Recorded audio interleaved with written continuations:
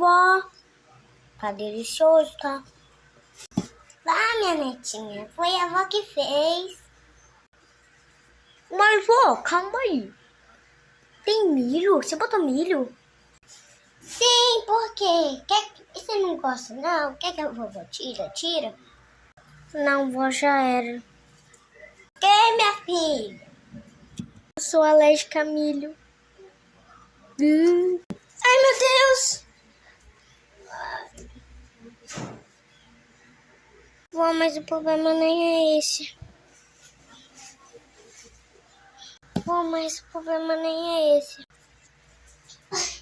Qual que é o problema, minha netinha? Por causa que eu fico muito inchada.